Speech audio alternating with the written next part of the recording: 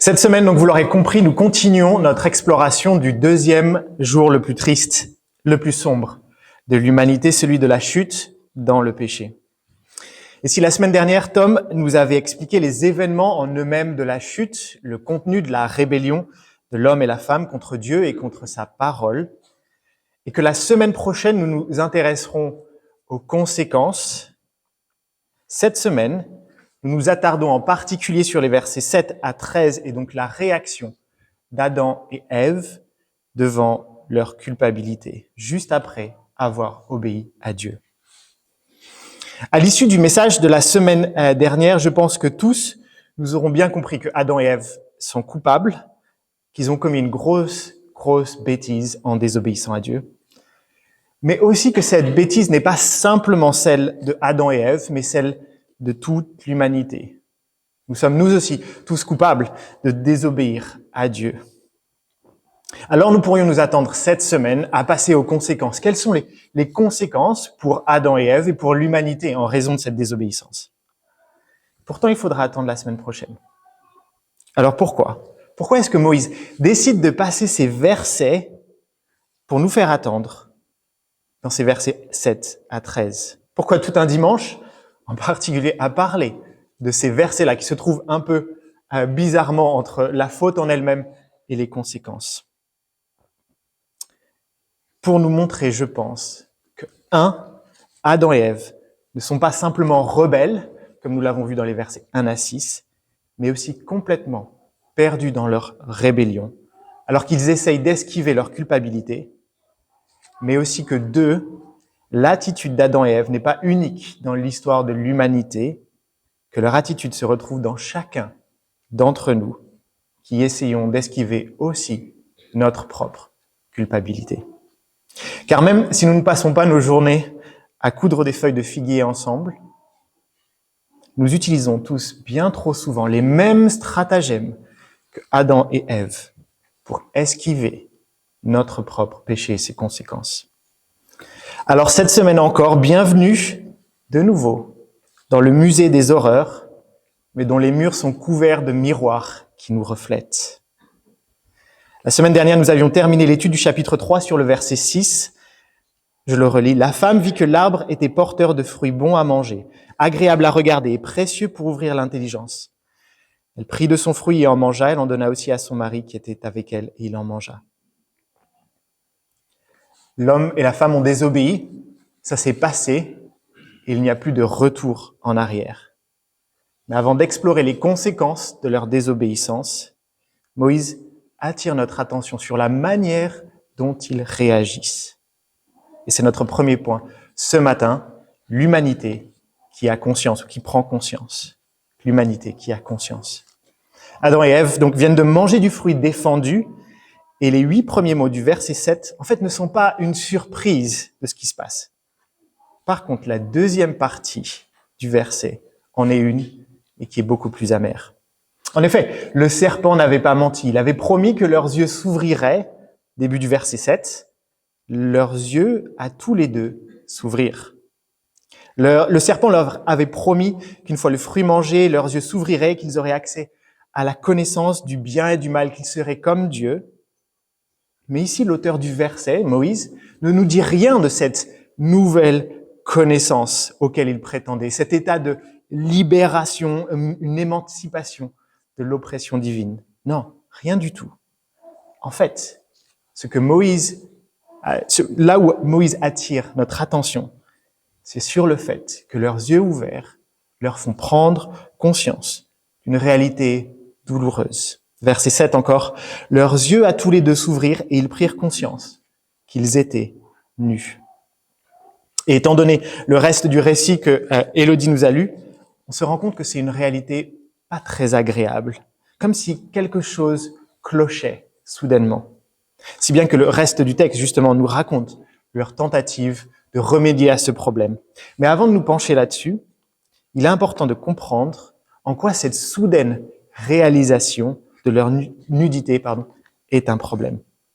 En effet, vous l'aviez peut-être noté quand nous avions lu le chapitre 2 tantôt. En effet, au verset 25 du chapitre 2, Moïse pointe déjà le fait que Adam et Ève étaient nus, mais sans honte. Alors, qu'au moment où leurs yeux s'ouvrent, cette même nudité devient problématique, une source de honte. Alors, comment expliquer ce revirement de situation? Alors attention, je ne pense pas que Moïse était en train de dire que la nudité est un idéal à retrouver. Non, vous inquiétez pas. Ni qu'elle soit problématique en soi. Comme si la nudité par nature était source de honte. Non, ce n'est ni l'un ni l'autre. L'homme et la femme étaient nus avant la chute et le sont après la chute. Et de la même manière, en fait. Mais si cette nudité qui était une évidence de leur innocence à la fin du chapitre 2, vous savez, un peu comme un bébé qui court pour aller à la douche tout nu au milieu des adultes et qui s'en moque, elle devient l'évidence de leur faiblesse en tant que créature, surtout face au jugement de Dieu.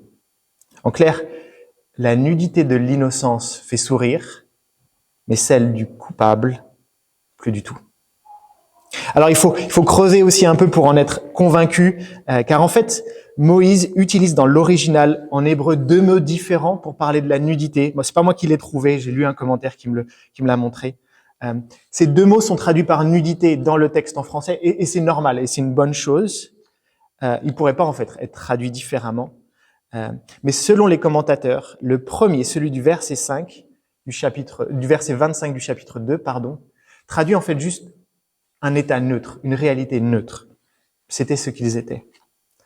En revanche, celui du verset 7 du chapitre 3, celui de notre chapitre, est utilisé dans le reste de l'Ancien Testament et en particulier aussi par Moïse, dans le reste de son récit, les 5 premiers livres de la Bible, le Pentateuque, pour parler en fait de la situation d'Israël, pécheur et donc nu face au jugement de Dieu. Si on résume donc, Moïse nous dit avec le verset 7, « Quand l'homme et la femme ont mangé du fruit, leurs yeux se sont bel et bien ouverts, comme promis, mais la connaissance à laquelle ils ont eu accès, c'est celle de leur culpabilité face à leur faute, face à Dieu. Leur conscience est soudain percée comme par une flèche, le voile du mensonge tombe, leurs yeux voient ce qu'ils ont fait. Qu'est-ce qu'on a fait? On a désobéi à Dieu. Adam et Ève désobéissent et il ne faut pas très longtemps pour qu'ils se rendent compte de toute leur culpabilité. Et je pense que j'ai pas besoin de vous demander de réfléchir très longtemps pour vous imaginer la situation. Car j'imagine que nous pouvons tous sympathiser avec le sentiment d'Adam et Ève dans le jardin. Au moment de commettre une faute, qu'est-ce que j'ai fait? Adam et Ève voient avec leurs yeux grands ouverts qu'ils sont nus et donc coupables. Que font-ils alors? La même chose que nous en fait. Et c'est notre deuxième point. L'humanité qui réagit en vain.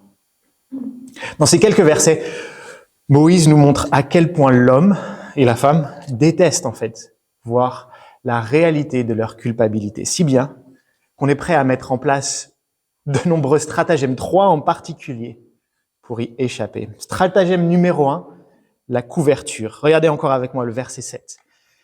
Leurs yeux à tous les deux s'ouvrirent et ils prirent conscience qu'ils étaient nus. Ils attachèrent des feuilles de figuier ensemble et s'en firent des ceintures. Adam et Ève ont 5 secondes pour trouver une solution. Un regard à gauche, un regard à droite. Qu'est-ce qu'on va faire? Voilà de grandes feuilles qu'ils attachent ensemble pour se couvrir. À l'époque, les feuilles de figuier étaient les feuilles les plus grandes connues dans le monde antique, mais elles n'étaient pas bien plus grandes qu'une main d'homme. Imaginez la scène, c'est un peu de la débrouille, pas de fil à coudre, pas de colle. Ça serait comique en fait, si c'était pas aussi tragique. Problème réglé, avec ces feuilles tressées en forme de pagne, probablement, on n'en parle à personne. Hein. Ouais, à personne, ok. Premier stratagème, on couvre le problème en essayant de le régler soi-même. Mais le superfuge ne peut pas durer très longtemps en fait, car un bruit se fait entendre dans le jardin. Verset 8, quand ils entendirent la voix de l'Éternel Dieu en train de parcourir le jardin vers le soir, L'homme et sa femme se cachèrent loin de l'Éternel Dieu, au milieu des arbres du jardin. Face au Dieu de l'univers, la couverture de feuilles de figuier n'est pas suffisante. Stratagème numéro 2, alors, aller se cacher. La culpabilité les pousse à la fuite. Et encore une fois, la situation serait comique si elle n'était pas tragique. Car Dieu n'est pas un enfant de 2 ans qui a du mal à trouver son papa qui se cache dans l'appartement. Si je vois pas papa, il ne me voit pas. Lui qui connaît les cœurs de ses créatures ne se laisse pas décourager pour les trouver par quelques arbres. Alors quand l'Éternel l'appelle une deuxième fois au verset 9, l'homme sait qu'il est inutile de continuer la farce. Verset 10, il répondit, « J'ai entendu ta voix dans le jardin et j'ai eu peur, parce que j'étais nu.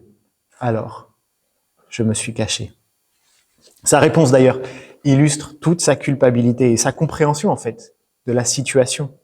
La peur à cause de la faute commise et le désespoir au moment de chercher une solution pour y remédier. La partie de cache-cache est finie. Adam et Ève sont devant Dieu. On peut alors penser que l'homme et la femme affronteront leurs responsabilités au moment où Dieu leur demande des comptes, mais non. Après avoir essayé de couvrir le problème par eux-mêmes, après avoir essayé d'échapper aux conséquences en allant se cacher dans la forêt, ils tentent maintenant un troisième stratagème pour esquiver leurs responsabilités. Stratagème numéro 3, blâmer l'autre.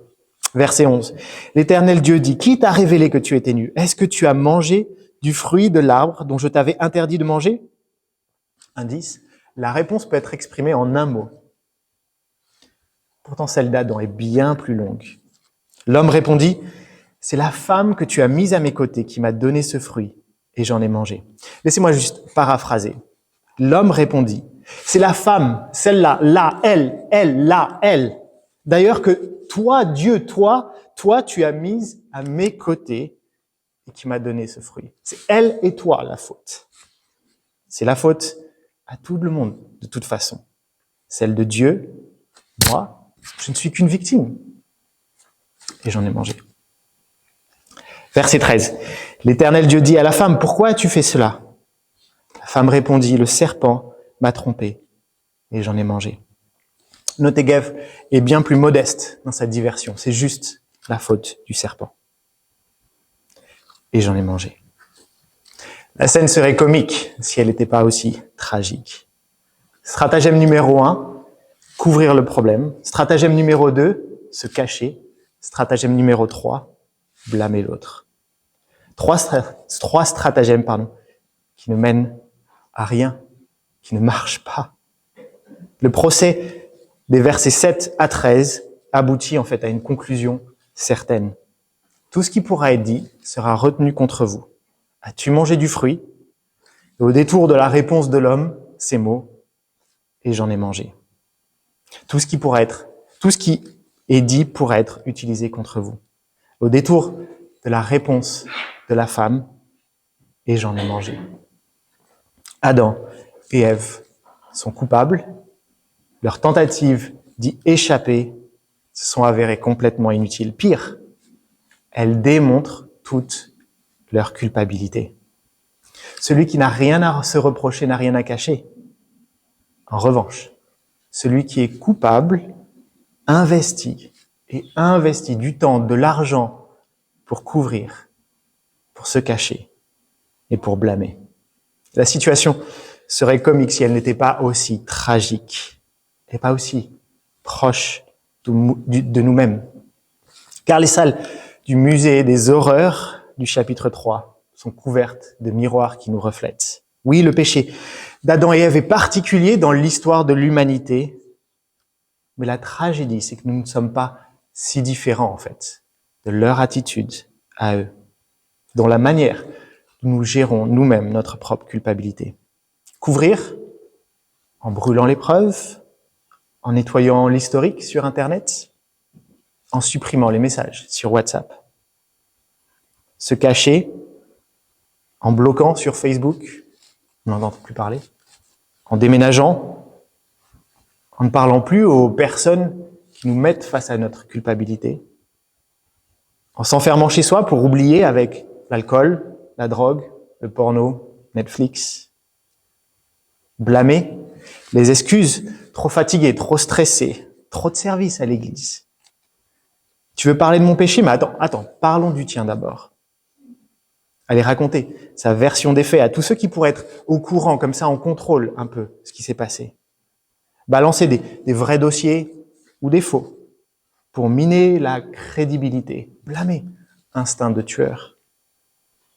Alors n'imaginez pas que je me place devant vous avec un doigt qui vous pointe à vous. C'est un privilège de préparer une prédication, de passer de nombreuses heures dans un message biblique pour le préparer pour le dimanche. Moi, j'ai étalé la prépa de ce message sur 2 semaines. Alors imaginez toutes les opportunités que j'ai eues ces dernières semaines pour me voir dans le miroir de ce passage. Il y aurait temps, en fait, pour m'accuser ici si on regardait ensemble le film de ma semaine ou de mes 2 dernières semaines. La mauvaise parole prononcée, ou même pas, en fait, juste celle dans ma tête. La mauvaise attitude, oui, je fais, mais en ronchonnant. Et quand Jess ou quelqu'un d'autre pointe ces réalités, facile en fait de trouver des moyens d'esquiver. Couvrir. Non mais c'est pas ce que je voulais dire en fait. Se cacher. Attends, il est 23 heures, c'est pas le moment d'en parler. Blâmer mes circonstances. Non mais j'ai eu une longue journée stressante. Blâmer mes relations. Non mais c'est ta faute de toute façon. Si tu me l'avais dit d'une autre manière ou dans une autre situation, ça serait comique en fait, si ça n'était pas aussi tragique. La couverture, la fuite, le blâme sont tous des stratagèmes que nous utilisons, nous aussi, pour esquiver notre culpabilité. Mais des stratagèmes vains car ils ne solutionnent en rien le problème de notre culpabilité, de notre péché. Car le texte nous montre que nous ne pouvons en définitive pas y échapper. Et ça, on devrait le savoir dans nos relations avec les autres. D'abord, on le constate. À quoi ça sert de couvrir tant bien que mal? Trop souvent, en fait, le problème revient comme un immense boomerang. À quoi ça sert de se cacher et de fuir jusqu'à devenir tout seul dans la vie? À quoi ça sert de blâmer? Réalise donc que ce que l'on fait pour éviter d'être puni, c'est en fait punir les autres. Dans le texte ici, c'est incroyable, mais imaginez Adam, si nous reformulons et paraphrasons encore une fois. Non, Dieu, c'est la femme, pas moi. C'est sa faute. C'est elle qui devrait mourir à ma place, pas moi. C'est elle qui doit mourir. Tu l'as. Combien de fois cette semaine, j'ai été repris par mes tentatives d'esquiver ma culpabilité dans mes relations horizontales face aux autres. Cela ne sert à rien de couvrir, de se cacher, de fuir. Reconnais ta culpabilité. Mais allons encore plus profondément, car ce passage nous parle d'une situation en particulier face au Dieu de l'univers. Qu'en est-il de Dieu? Non mais arrête Jonathan, on a un peu tous nos péchés mignons. En même temps, on n'est que des humains, n'est-ce pas? Fascinant, n'est-ce pas? À quel point nous arrivons à nous convaincre que nous n'avons pas vraiment de problème avec Dieu. Peut-être que nous pourrions reconnaître d'une certaine manière notre situation dans nos relations horizontales. Ça nous arrive tous d'avoir des conflits, que ce soit avec notre conjoint, avec nos amis. Mais c'est beaucoup plus dur parfois de réaliser à quel point ces relations horizontales, sont aussi des problèmes avec le Dieu et que nous avons bien plus de problèmes avec Dieu. Fascinant en fait. À quel point nous arrivons à nous convaincre que nous n'avons pas de si grands problèmes avec Dieu. Mais ce n'est pas que ces stratagèmes fonctionnent en fait. Même si on est arrivé à ne plus les voir, comment pensons-nous échapper à Dieu? Écoutez ces paroles du psaume 139 au sujet du Dieu de l'univers. Éternel, tu m'examines et tu me connais. Tu sais quand je m'assieds et quand je me lève. Tu discernes de loin ma pensée. Où pourrais-je aller loin de ton esprit? Où pourrais-je fuir loin de ta présence? Si je monte au ciel, tu es là. Si je me couche au séjour des morts, te voilà. Si je prends les ailes de l'aurore pour habiter à l'extrémité de la mer, là aussi ta main me conduira. Ta main droite m'empoignera. Si je dis, au moins les ténèbres me couvriront, la nuit devient lumière autour de moi. Même les ténèbres ne sont pas obscures pour toi. La nuit brille comme le jour et les ténèbres comme la lumière. Avec Dieu, cela ne sert à rien de couvrir, de fuir, de se cacher, de blâmer les autres. Reconnais ta culpabilité. Alors ce passage ne sonne pas comme une bonne nouvelle, car de nos symptômes, c'est-à-dire notre manière de rechercher et esquiver notre culpabilité, nous ne pouvons que confirmer le diagnostic. Il n'y a pas d'excuse. Devant Dieu, Adam et Ève sont coupables. Devant Dieu, Jonathan est coupable. Devant Dieu, nous tous, nous-mêmes, nous sommes coupables. Cela ne sert à rien de couvrir, de fuir, de se cacher, de blâmer les autres. Reconnais ta culpabilité. Je pense qu'il serait légitime d'une certaine manière de s'arrêter sur cette idée, puisque c'est ce que le passage nous enseigne. Mais il pourrait y avoir quand même une lueur dans ce portrait sombre. Parce que nous ne pouvons pas simplement lire ce passage de manière isolée du reste de toute la Bible, et d'ailleurs simplement du reste du récit de la Genèse ou du récit des 5 premiers livres que Moïse a écrits pour que nous les lisions ensemble. Des livres, en fait, qui nous témoignent déjà de la grâce de Dieu envers ceux qui sont coupables et qui se repentent. Et c'est ce qui nous amène donc à notre 3e point, et plus rapidement. Le Dieu qui parle. Pour combien de temps Adam et Ève se seraient enfoncés dans l'endurcissement de leur péché, de l'aveuglement de leur stratagème? L'expérience me dit que certains peuvent même aller jusqu'à mourir sans se rendre compte de cet aveuglement. La semaine dernière, Tom nous montrait en quoi les premiers versets du chapitre 3 qu'on a relus ensemble, les versets 1 à 6, sont si importants pour nous, pour comprendre ce qui va mal aujourd'hui dans le monde. Le passage nous montre aujourd'hui toute la tragédie d'une humanité qui est prête à tous les stratagèmes pour refuser de reconnaître cette réalité. Alors, y a-t-il une solution face à cet endurcissement, face à cet stratagème? Verset 8. Quand ils entendirent la voix de l'Éternel Dieu, Dieu ne nous laisse pas tranquilles. Il vient et il parle. Dieu détruit par sa parole les tentatives vaines d'Adam et Ève d'esquiver leur culpabilité.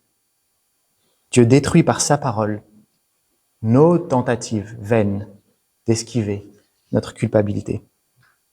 Alors on est d'accord, il n'y a pas la mention de la grâce dans ces versets, mais cette conversation entre Dieu et Adam et Ève parce que cette conversation entre Dieu et Adam et Ève s'apparente plus à un interrogatoire judiciaire pour établir la culpabilité du couple plutôt qu'à une tentative de leur offrir une chance de se repentir. Mais pourtant, pour avoir la grâce, il faut que l'homme et la femme soient convaincus de leur culpabilité et de leur péché.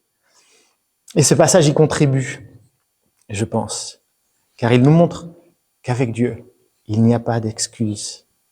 Il n'y a rien de pire, en fait, qu'être nu devant le jugement de Dieu avec la tête dans le sable. Je ne sais pas pourquoi je regarde toujours ces vidéos sur YouTube qui sont des vidéos de crash d'avion et je le fais toujours juste avant de prendre l'avion. Je ne sais pas pourquoi je fais ça. Il y en a une en particulier que j'ai regardée récemment et c'est celle du vol Rio-Paris. Vous en avez peut-être entendu parler, un crash qui s'est passé il y a quelques années qui a tué plus de 200 personnes.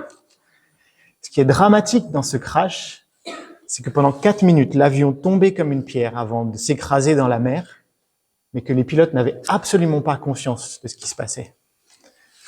Je vous passe les détails, c'était des sondes qui calculaient la vitesse qu'il y avait un problème. Pendant 4 minutes, personne ne comprenait ce qui se passait. Les pilotes pensaient qu'ils étaient à une bonne vitesse et pourtant l'altitude tombait.